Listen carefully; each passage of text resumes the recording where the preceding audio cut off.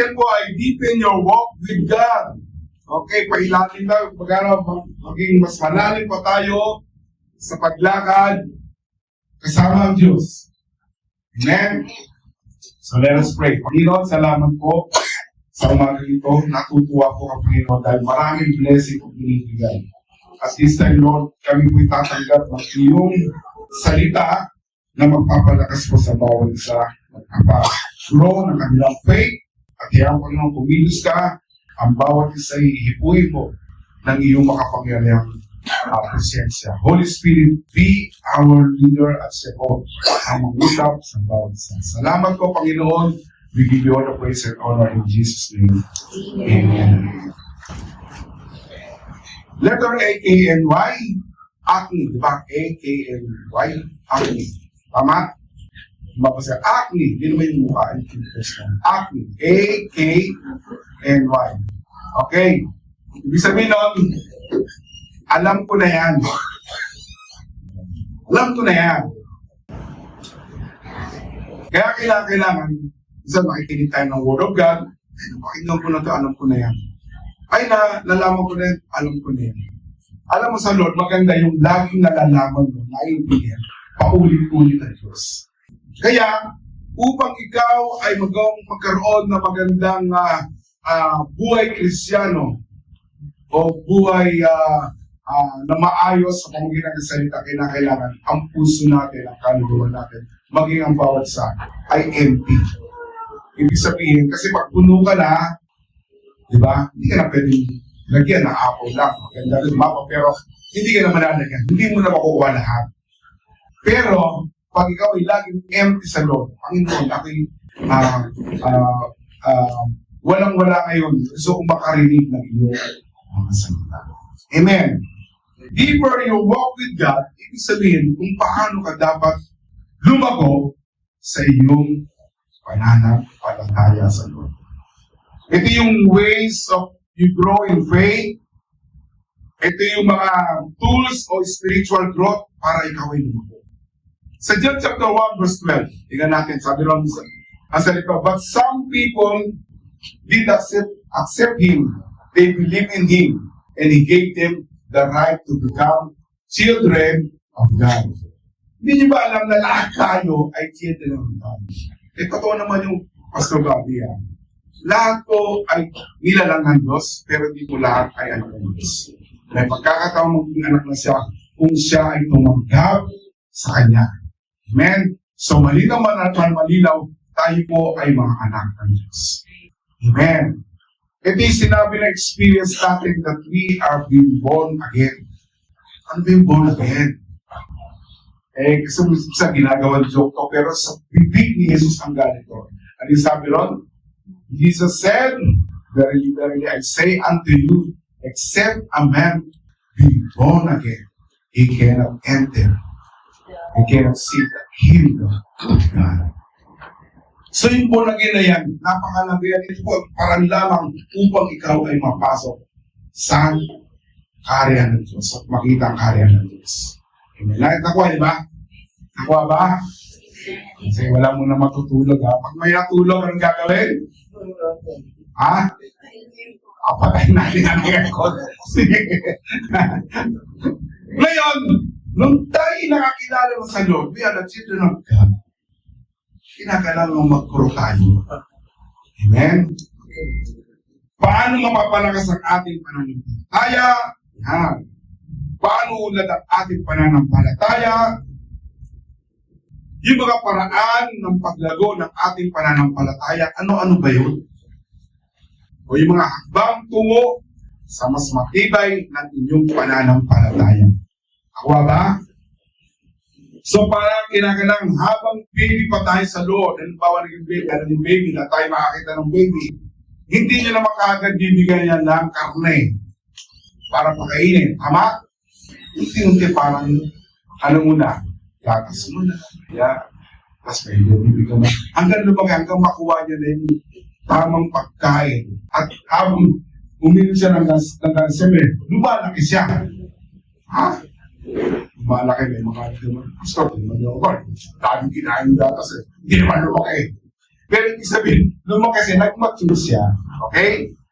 So, paano natin, how can we deepen our faith? Okay? Gusto mo malaman yon? Paano ba natin mapapalakas o mapapa-strong yung ating pananampalataya? Amen. Amen. Amen. Una-muna, number 1, Word of God. Ay, alam ko na yan. Hindi na muna yan, kailangan pupunin tayo ng doon. Kasi tinanong ko sila, ano may tutulong sa mga anak? Gusto ko malaman nila ito para sa inyo ako sa kanilang pananampalataya. Amen? Una-una, Word of God. Katulad ng isang bata, 1 Peter chapter 2, verse 2, gaya ng sanggol na bagong panganak, yung tayo mga baby pa, sa ating pananampalataya, nananabig kayo sa dalisay na gatas, spiritual milk, so that by it may you will grow up in your salvation. Gatas spiritual upang lumugo kayo hanggang makamtan nyo ang ganap na kaligtasan. Kaya kailangan ang isang katulad po natin na anak ng Diyos upang lumugo sa pananampalataya. Kailangan ang Word of God ay ating pinulay-ulayan. Sino walang Bible? Asa kami, bibigyan mo ng Bible. Yun, dalawa. May Bible tayo doon na nakaraan na pwede natin bigyan. Meron na ba dyan? Kasi bibigyan na natin. New Testament lang to. Kasi napakalawin ng Word of God eh. Dapat uunawain natin yung salita ng Panginoon. Kung paano pinapakain natin yung katawan natin. Yan. Kung paano pinapakain kung lahat na tayo kumakain. Diba? Naiisip pa natin, minsan, umaga, Jollibee, tanghali, McDonald's, hapunan, Burger King. Okay. Kompleto. Pero pagdating sa spiritual, para po tayo lumago, kinakailangan tayo po ay kumain ng salita ng Diyos. Okay? 1 Corinthians chapter 3, verse 1 and 3, mga kapatid, hindi ko kayo makausap noong bilang mga taong ginagabayan ng Espiritu ng Diyos, kundi bilang mga taong makamundo at sanggol pa sa pananampalataya. Kaya kung tayo ay mabata pa sa pananampalataya, kinakailangan natin sa Diyos. Ang mga ipinangarap ko sa inyo ay mga simpleng aral lamang dahil sa hindi pa ninyo kayang unawain ang malalim na pangaral. At kahit ngayon, hindi pa ninyo kaya itong unawain. Kasi nga bata pa tayo sa pananampalataya. Matagal na tayong umatin, pero binabaliwala natin yung salita ng Panginoon. Na minsan parang naging Sunday church lang tayo, Sunday attendees. Pero personally, dapat yung salita ng Diyos ay nasa inyo. Ginugulay nyo. Amen? Lahat tayo nagugulay-gulay o nag-meditate ng Word of God. Amen? Alam niyo yun. Kasi minsan, abalang-abala eh. Hindi na bigyan ng time. Kahit 3 minuto, 5 minuto, 10 minuto, o even 1 hour. Ang Lord, kasi aligaga na agad kung anong gagawin, anong ayusin, bigyan natin ng time ang salita ng Panginoon. Gusto nyo lumago. Kaya sabi ng Lord, Matthew chapter 4, verse 4, sinasabi sa kasundutan, hindi lang sa pagkain nabubuhay ang tao. Yan. Hindi lang daw sa pagkain, kundi sa bawat salita ng Diyos. So, ano po, dapat po, dalawa. Kung binubusog natin yung katawan natin, binubusog din natin yung ating kaluluwa. Amen? Hindi pwede yung puro katawan. Ayan. Kasi yung kaluluwa, mahina. Kaya pag dumarating yung mga pagsubok, wala, mahina. Kung nabigyan ng mga aral na hindi maganda, nasasaktan ka agad. Patuloy po tayo magsalisik ng salita ng Diyos. At patuloy natin malalaman ang kalooban ng Diyos sa buhay mo. Amen. Kung paano tayo nagbaobad sa Facebook, sa TikTok, yan, babad tayo, ibabad din po natin yung ating mga sarili sa salita ng Lord. Amen? Amen. 2 Timothy chapter 3 verse 15, mula pa sa pagkabata, alam mo na ang banal na kasulatan na nakapagbibigay sa iyo ng karunungan tungo sa kaligtasan sa pamagitan ng pananampalataya kay Kristo Jesus. Lahat ng kasulatan ay sinulat sa pamagitan ng kapangyarihan ng Diyos. So yung Word of God pa lang ay kapangyarihan ng Diyos. Amen? Kaya pwede mong hakbangan, Lord, itong sinabi mo, this is power, pangyayari. Yan ang Word of God. Parang mabukas sa iyong pananampalataya. At mapapakinabangan sa pagtuturo. Sa katotohanan, sa pagsasaway, pagtutuwid, at sa pagsasanay sa matuwid na pamumuhay. Tama ka naman po talaga eh. Sabi ng, kung tama na ako, kami sinabi ng isang presidente ng Amerika, you cannot govern a nation without a Bible. Kapag ganun sa bahay, hindi mo pwedeng pagharian ang iyong pamilya kung wala ang salita ng Diyos. The Bible, acronym nun, the Bible is Basic information. Yun, tama. Yan, yan. Bible is the book. Tama ba yun? Basic instruction. Yun. Basic instruction before leaving earth. Yun. So, sabihin na, yun ba? Book of instruction o basic instruction before leaving the earth. So, kung tayo ay hindi po natin nababasa yan, you miss, I think, 100% of your life. Kung hindi nyo nababasa ang Bible. Kaya tayo, dapat lagi nagbabasa kung sino lumago yung faith nyo. Amen? Kayang-kaya pang gawin yon? Upang masabi natin sa Psalm chapter 119 verse 105, Thy word is a lamp unto my feet, and a light unto my path. Ang salita mo ay katulad ng ilaw na nagbibigay liwanag sa aking dadaanan. Kaya kung ikaw, kung ang baby Christian, hindi ka nakapagbasa ng word. Malabo laging madilim ang kanyang patutunguhan. So, kailangan mo ang salita ng Diyos upang maging ilaw mo sa iyong dadaanan. Amen. Kaya nga sabi ni Joshua, huwag mong kalilimutang basahin ang aklat ng kasulatan, pagbulay-bulayan mo ito, araw at gabi, para malaman mo kung paano mo matutupad ng mabuti ang lahat na nakasulat doon dito. Kung gagawin mo ito, dalawa, uunlad ka at magtatagumpay ka. Amen? Ayun yung word of God. So, kailangan natin yan, ha?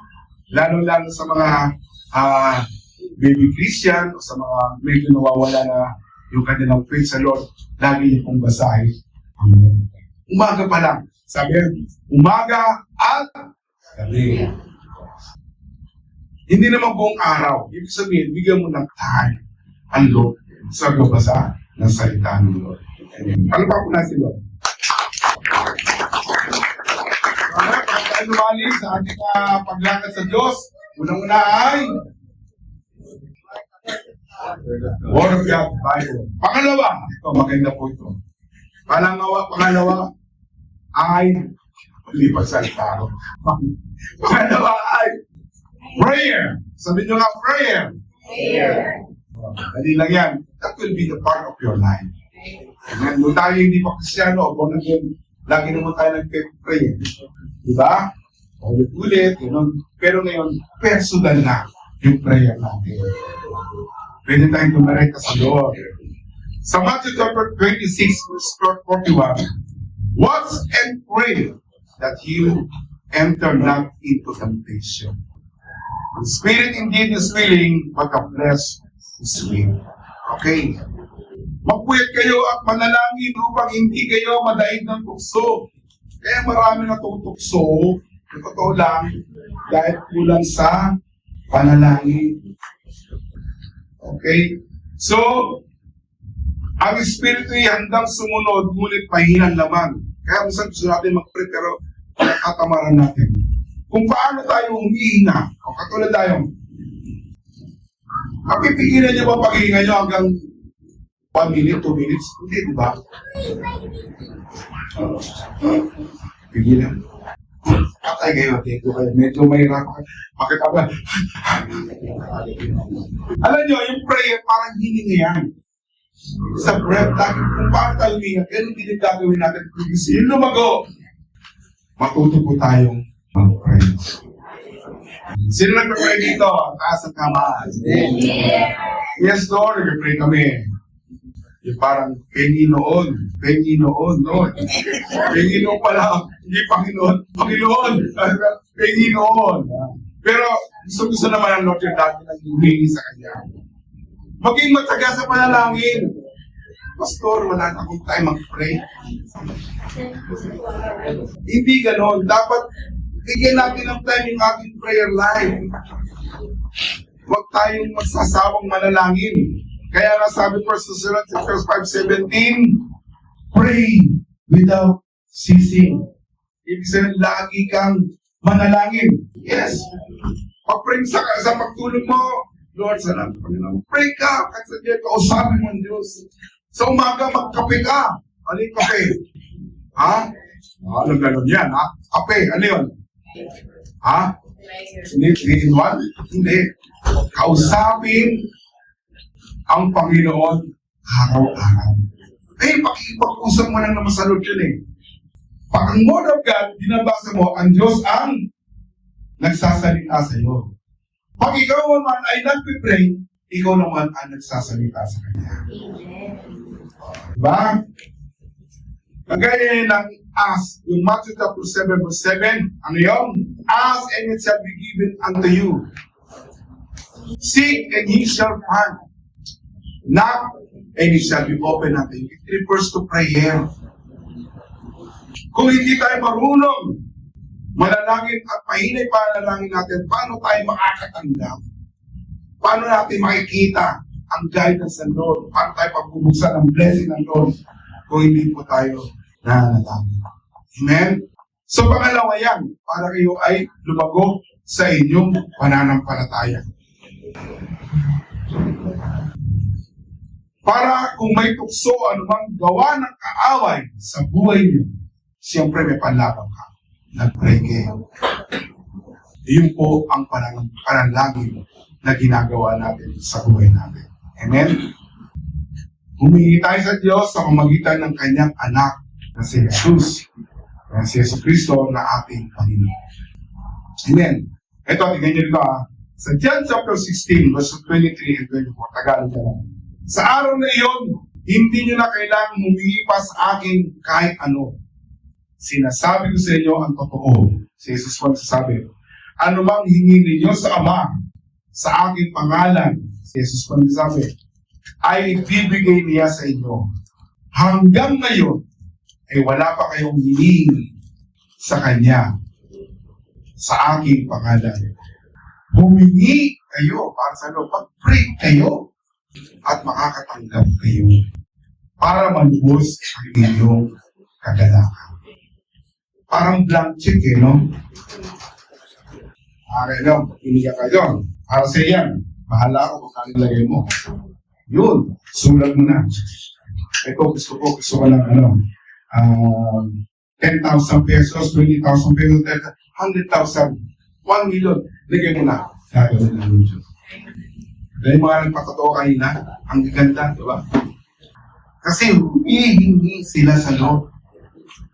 Pag hindi po tayo humihingi, hindi po matutuwa yung sarili mo. Kasi yung prayer na yan, magkakaroon kayo ng faith sa Lord. Pag yung sinasabi yung gusto sa Lord, dahil alam niya, ay, gagawin niya to. Kaya kung ano man ang hingin nyo, sa pangalan ko sabi ni Jesus, ay bibigay sa inyo na kapang upang malubos ang inyong kagalakan. Amen. Ayun po ang pangalawa. Pero manalangin po tayo sa patnubay ng Holy Spirit. Lord, ano ba yung papanalangin ko? Tutulungan tayo ng Holy Spirit according to Ephesians chapter 6 verse 18. At manalangin kayo sa lahat ng oras sa tulong ng banal ng Espiritu. Manalangin nyo lahat ang dapat ipanalangin. Okay? Huwag kayong magpapabaya. Tuloy kayong manalangin lalo na para sa lahat ng mga pinapanalangin.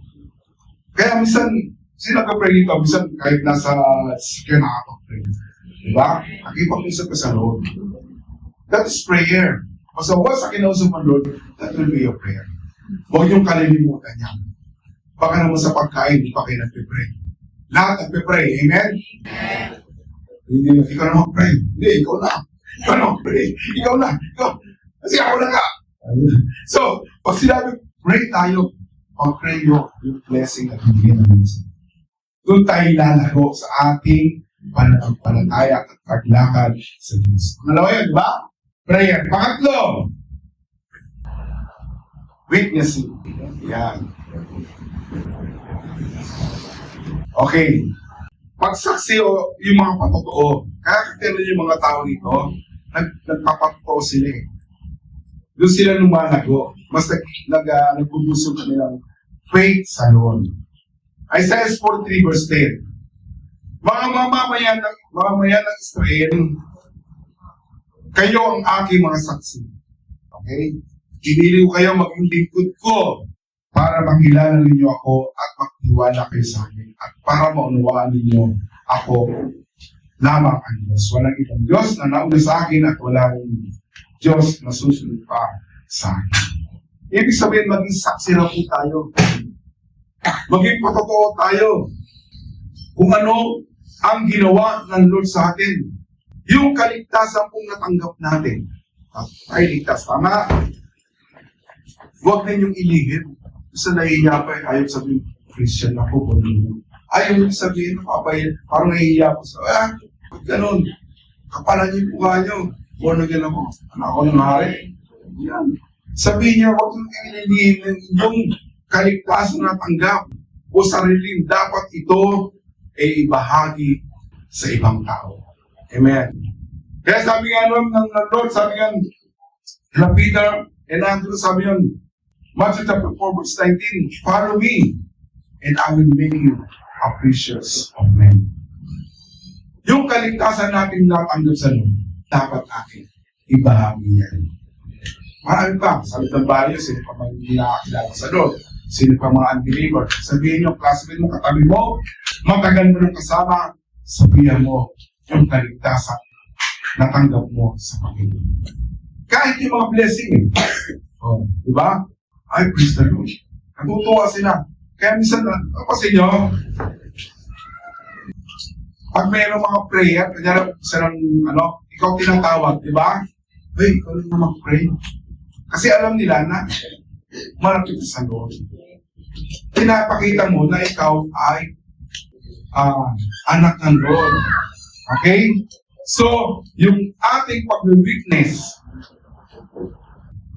yun po ang paraan upang madala natin ang ibang tao sa harap ng Panginoon. Sabi mo, alam mo, dati akong masamang tao, hindi ako mamusunod sa magulang ko. Pero nung banda-banda dyan, ako yung nabonagin. Nakakilala ko sa Lord. Ganun ba ako? Sumusunod ako sa magulang ko. Pag ganun, ma-attract sila, paano ba yung sinasabi mo yan? Ano ba yung sinasabi mo? Ang kaligtasan niya. Salvation na yan. At itutuloy mo na yung mga kaparaanan ng kaligtasan sa Lord. Amen? At sabi nun, yung mga tao raw na Proverbs chapter 11:13, the fruit of the righteous is a tree of life, and he that winneth soul is wise. Kaya kayo po ay nag-win ng soul para sa Lord, you are wise. Matalino ka. Wala si wise dito, no? Si John Wise, okay. Gawa chapter 5 verse 20, pumunta kayo sa templo at turuan ninyo ang mga tao tungkol sa bagong buhay na ibinigay ng Diyos. Kaya nga marami nagpapaturo, Lord, thank you Lord, kapag binigyan ng Panginoon ng ganito. Diba? Nagpapatotoo na siya ay nagpapala ng Lord. Yes. Amen? Ako'y ahad. Okay. Sabihin mo mga ginawang pagliligtas ng Diyos sa'yo na si Jesus ay namatay. Yan, lang naman eh. Na si Jesus ay namatay para sa kasalanan ng mga tao at muling nabuhay at kung mananampalataya ka, ikaw ay maliligtas kagaya ng ginawa ko. That's sa Romans chapter 10 verse 9. If you will confess with your mouth that the Lord Jesus that shall believe in thine heart that God raised him from the dead, thou shalt be saved. Lahat tayo ay nanampalataya na si Jesus ay namatay at buhay ng Diyos at tayo nanampalataya at nagkaroon tayo ng kaligtasan. Ibahagi niya. Okay? Sino lumago sa pananampalataya, ibahagi niya. Mag-share kayo ng gospel. Amen? Pangatlo, pangapat. Dalawa na lang, para tapos na tayo. Kalabakan nga muna sa Lord. Number 4, fellowship with one another. Yan. O kung mawawala yan. Ha? Yun yung Christian fellowship, yung mga brother here, brother, sister, kasama, and believers gathering. Katulad nito. Okay? Magipag-fellowship tayo. Okay? Sabi nga, sige po sa kingdom of God. Lagi natin isang uunahin. Amen?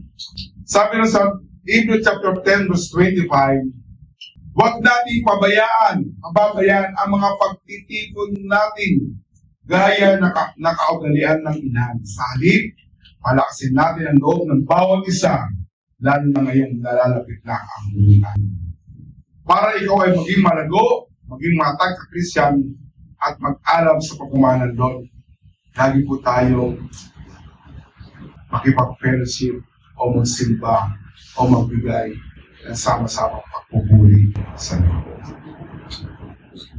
Eh, Pastor, sarap matulog pag linggo eh.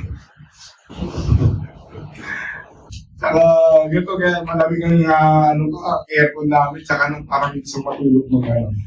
Pero, binigyan ka naman ng Lord ng amin na araw. Gawin mo ang lahat. Diba? Yung isang araw, ibigay mo para sa Lord. Huwag yung pagkakaya. Sayang eh, yung kikitain ko. Sayang yung mas sayang po. Talaga naman mo. Tayo po ay laging magtipon-tipon, palakasan sa bawat isa. Amen? Romans chapter 1 verse 12, sa ganoon, magkakatulungan tayo sa pagpapalakas ng pananampalataya ng bawat isa. Katulad po ng ating mga Sunday service, yan. Laging present tayo, lalakas po tayo sa ating pananampalataya. Paano malalaman yung message sa Lord sa ating dito?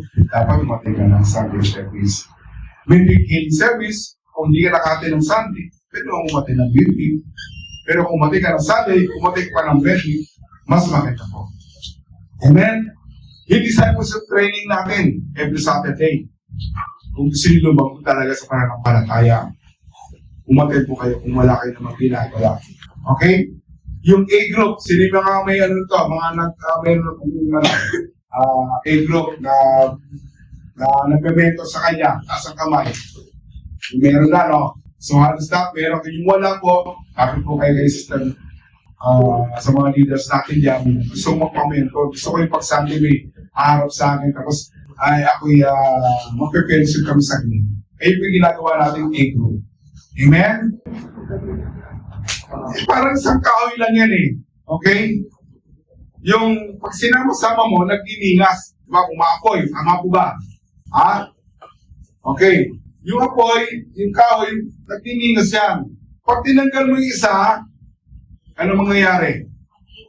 Ihina.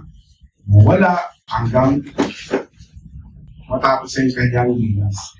Dapat lagi tayong on fire sa gawain. Amen. Hindi na tayo, kay Brother Mayani. Lagi tayo pinupuntahan. Yun. Sama tayo magpuri sa Panginoon. Wala pong mawawala tayo. Kasi ginagawa natin yung Matthew chapter 6 verse 3. If you will seek the kingdom, and the righteousness of God, all these things, lahat ng bagay, ibibigay sa iyo ng Panginoon. Amen? So, huwag tayo mawawala sa gawain ng Panginoon. Amen? Kaya minsan, pag wala isang sister natin, brother natin, sa loob, hinahanap natin. Asa kaya si ano? Asa kaya si ano? Hindi ko makita. Hinahanap. Lalo yung leader na hinahanap siya. So, kinakailangan tayo ay makipag-friendship sa mga kapatid natin. Amen. Amen? Amen. Okay. Panlima. Last na po. Last na. At salamat sa oras. Focus. Okay? Ibig sabihin, maging pag sinabing focus, you'll be faithful in His word, willing salvation, willing of submission sa Kanya. Total surrender. Following God's will. Faithful obedience. Ganun po tayo, yung focus natin. Okay? Yan ang mangyayari, dapat natin gawin upang tayo po ay lumago sa ating pananampalataya. Sabi mo sa katabi mo, focus. Okay. Sinisalita na to. Ang pinafocus natin, yung word ng Lord. And who is that word? That word is Jesus. So, John chapter 1 verse 14, pala ang mangyayari yung focus natin na kay Jesus. Nagkatawang tao ang salita. The word became flesh. Ito po yun ang focus natin sa kanya. At namuhay, nakasama natin. Nakita natin ang kanyang kadakilaan niya bilang kaisa-isang anak ng Ama. Puspos siya at biyaya at pawang katotohanan ang mga sinasabi niya. Ibig sabihin na ipopokus natin yung kanyang mga salita, ipokus natin yung sarili natin kay Jesus. Yan lagi tayong in love. Sino in love dito malapit ng February? Amen. Diba? Pag in love tayo, isip natin si Mrs. Yes. Ganun. Parang in love lagi tayo kay Lord. Lord, ang focus ko natin sa in love. Hindi pwedeng agawin. Ay, teka, hindi kami ito. Ano tayo? Ito muna tayo. Pulong-pulong muna tayo. What? Masama yan. Ayoko yan. Nakapokus ako kay Lord. No? Hebrews chapter 12 verse 2. Looking unto Jesus. Ituon natin ang ating paningin kay Jesus. He is the author and finisher of our faith.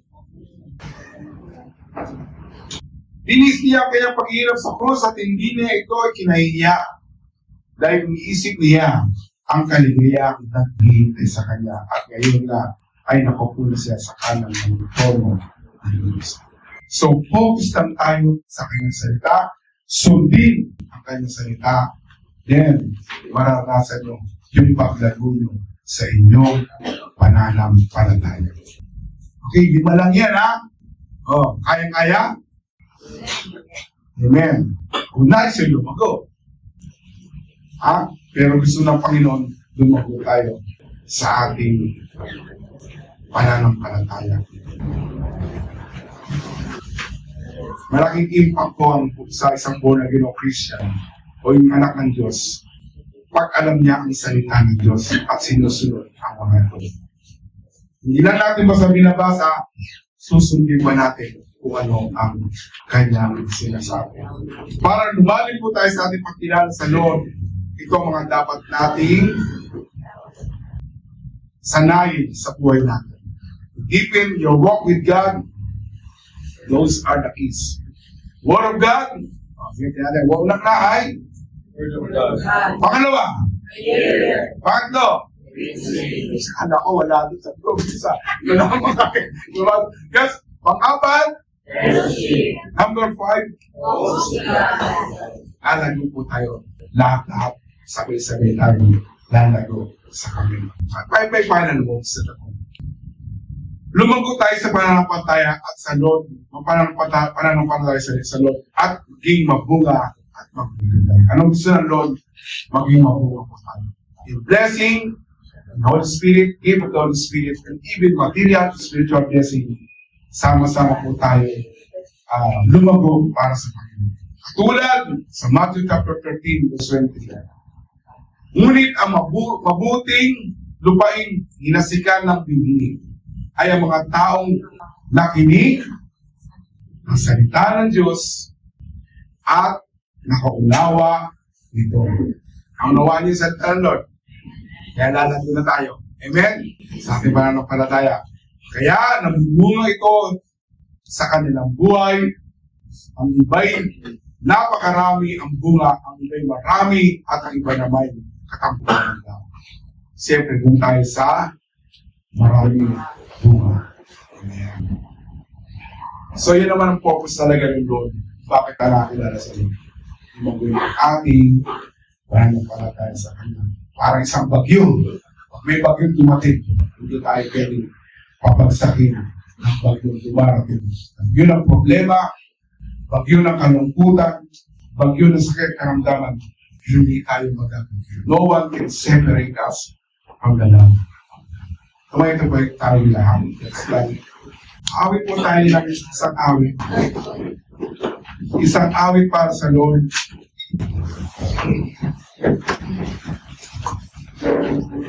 Ipagtitignan lang po natin yung holiness ng Lord. Pakikita natin, Lord, napakaganda. At nalalaman mo ang purpose mo sa buhay mo ay bigyan ng pagsamba ang Panginoon. The reason to live is to worship Him. Amen? Kaya ka nabubuhay hanggang ngayon dahil gusto ng Panginoon na siya ay lagi mo sasabay at papupurihan.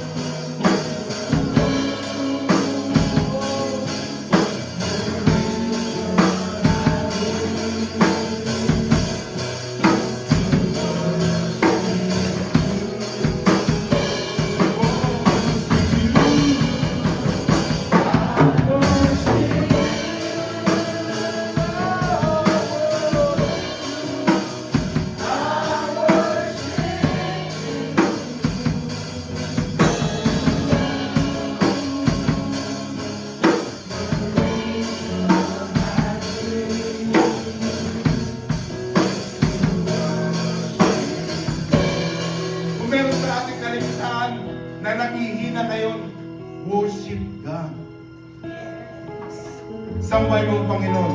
Kung meron sa atin ngayon, sa ating kalagayan na nanghihina ang katawan, pilitin mong mag-worship sa Lord. Kung meron sa ating kalagayan na may katanungan sa buhay, nag-aalinlangan sa Diyos, sabi ng Panginoon, sambay mo ko. Ipapaliwanag ko sa iyo ang lahat-lahat. Ang lahat na nangangailangan sa araw na ito. May mga prayer na mga imposibleng bagay. Worship the Lord. Dahil sa araw na ito, tayo po ay palalayain ng Diyos sa lahat ng gawa ng kaaway. Sambay mo lamang, Panginoon. Ito po ang purpose ng ating buhay. Ito ang kadahilanan kung bakit ka nabubuhay. Malakas ka, kumpleto ang iyong senses, kumpleto ang lahat ng iyong katawan. Walang hadlang upang hindi ka magpuri sa Lord. Dahil pag tayo nawala na rito sa mundo, ang katawan natin hindi na makapagpupuri sa Panginoon. Ngayon po ang panahon, ito po ang araw na ginawa ng Diyos. Ito po ang araw ng pagpapasalamat sa Kanya. Dumating man yung mga bagay na nakarating ko na masama o hindi maganda o mas maganda, maayos na dumating na pagpapala sa ating tulig ito. Sambay mo ang Diyos. Worship Him. This is the purpose of your life.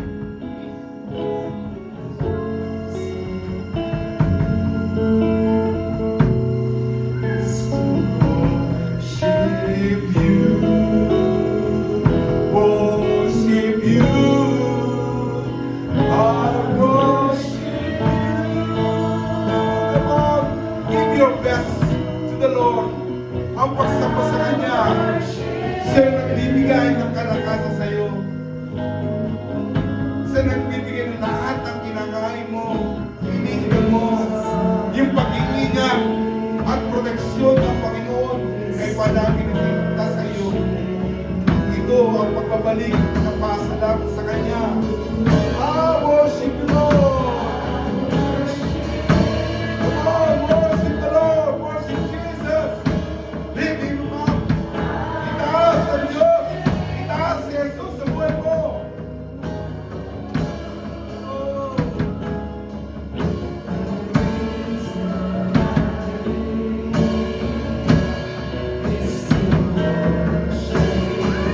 Come on, for the last time! I worship You! And I worship You! Oh! God! In the beauty of His holiness, tikman mo ngayon ang pag-ibig ng Diyos. Napakasarap. Lord, yakapin mo kami ng iyong pagmamahal. Yakapin, Panginoon, ang bawat isa na nagkakaramdam ng pagkukutan. Lord, tutuin mo. Bigyan ng kagalakan ang tao niyo. Lord,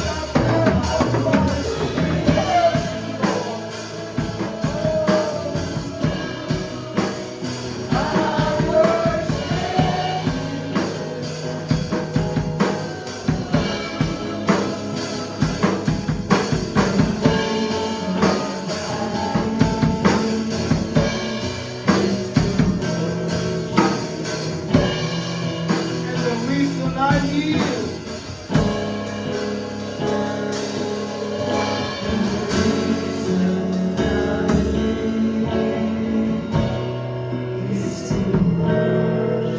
For the last time, sabihin natin ito sa Panginoon, the reason I live. Mula sa puso niyo.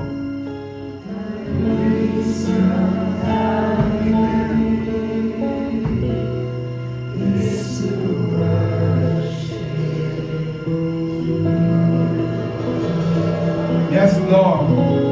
Salamat, Panginoon, sa pagtanggap mo ng aming pagsamba sa iyo. Kami pinusus mo, Panginoon, ng kalakasan, ng kagalakan, ng pag-ibig mo, upang sa araw-araw ng aming paglakad, kami ay maging matatag sa aming buhay Kristiyan. Salamat, Panginoon, We love you, Lord, and we praise you in Jesus' name. Amen.